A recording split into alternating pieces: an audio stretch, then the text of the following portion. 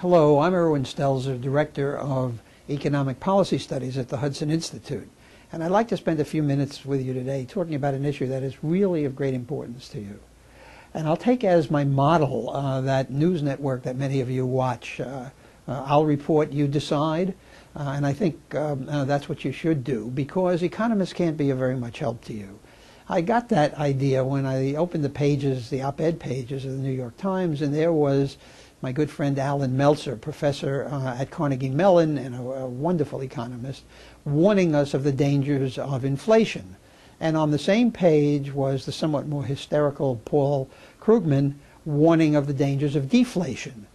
Now, this is not an academic exercise. This is important to you. If there is inflation and if you happen to be in a fixed income situation, life will get tougher because your dollars will buy less. If there is deflation, and if you owe any money, let's say on a mortgage, you will find that your wages will be driven down by competing workers looking for work, but that your commitment to pay on fixed debt will remain where it is, making life miserable. So it's important to decide.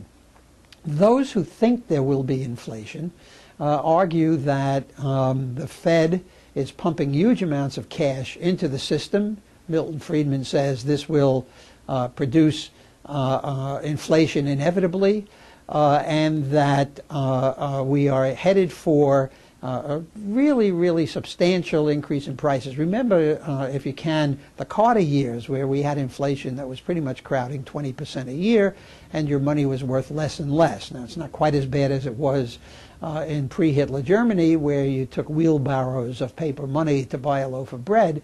But on a smaller scale, that's what inflation can do to you. On the other hand, we have Paul Krugman, who says, look, the real danger is we have millions of people out of work. The economy is running only at 70% of capacity. This will inevitably drive prices down. Now, you may think that's a wonderful thing. You'll get cheaper food.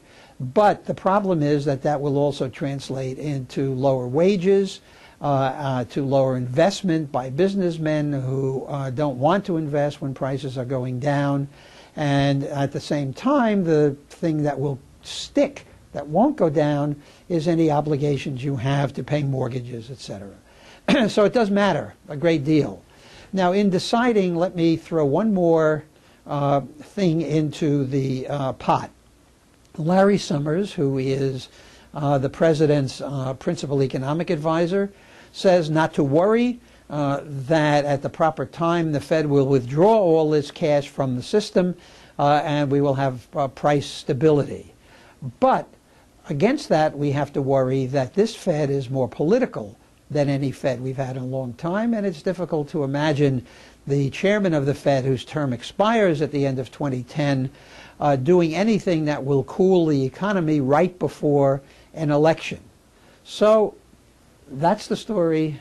You decide, and thank you very much for your attention.